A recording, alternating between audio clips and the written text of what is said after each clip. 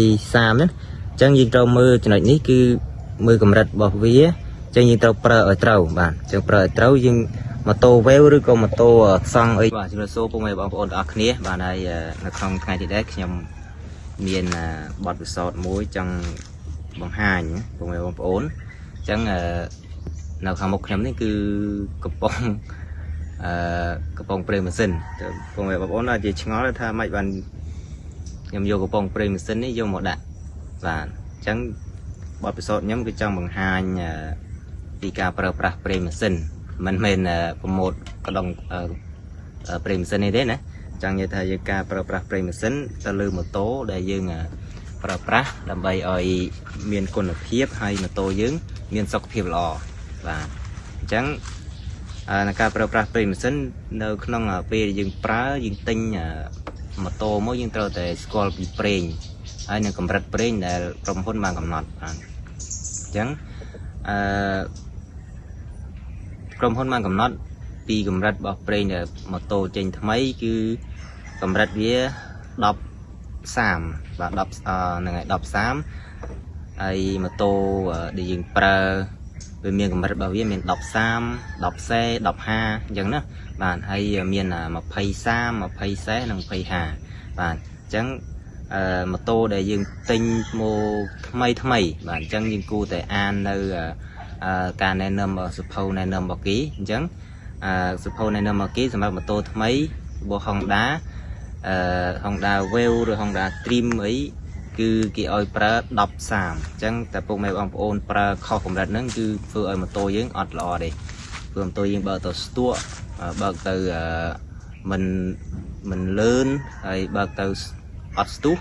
ឬក៏លឺសំឡេងងាងជាដើមគឺមកប្រេងម៉ាស៊ីនហ្នឹងឯងហើយវាអាចឆាប់ខូច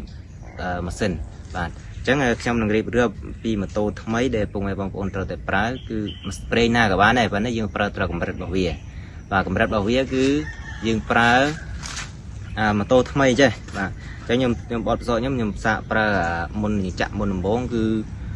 មុនខ្ញុំប្រើ20-40នេះខ្ញុំទៅប្រើ20-50រួចបាទខ្ញុំធ្លាក់មក20បាទធ្លាក់មក10-40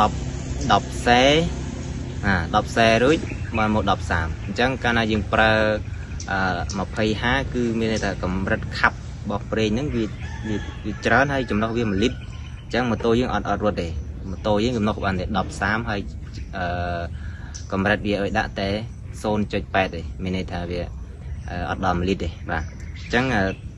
ចំណុចនេះឯងដែលធ្វើឲ្យម៉ូតូយើងឆាប់ខូចបាទហើយអត់ស្ទុះឬសំឡេងងាងបាទអញ្ចឹងយើងត្រូវប្រើទៅតាមស្តង់ដាររបស់ក្រុមហ៊ុនគេដាក់បើយើងប្រើប្រេងអីក៏ប្រេងបាទនេះខ្ញុំដាក់នេះគឺចង់បញ្ជាក់អំពីការប្រើប្រេងនេះ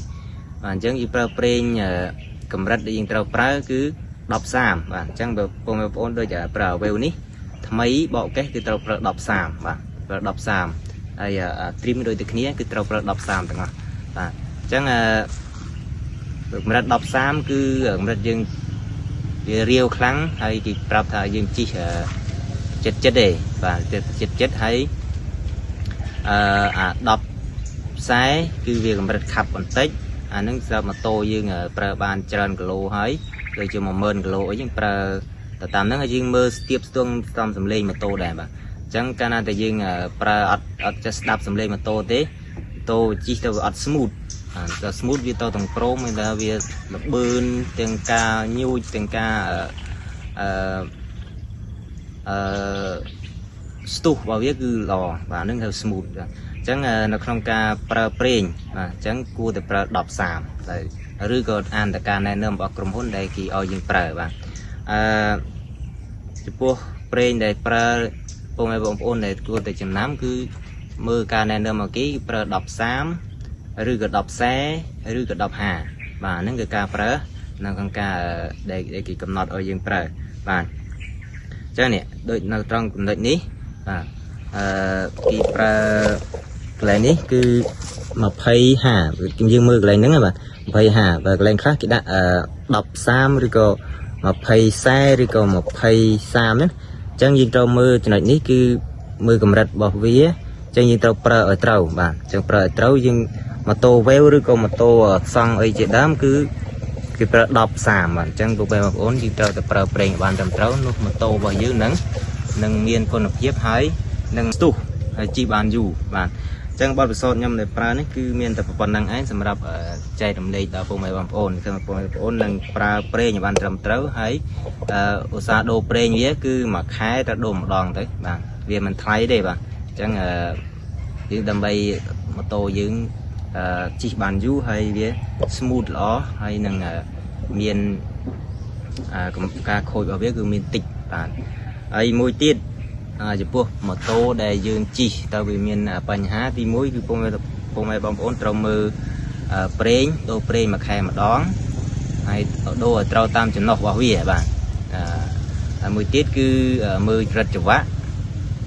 sọc con và miền tây năng ngày để dương trâu mưa rồi ngày bạn ấy trong miền tây năng ấy và xong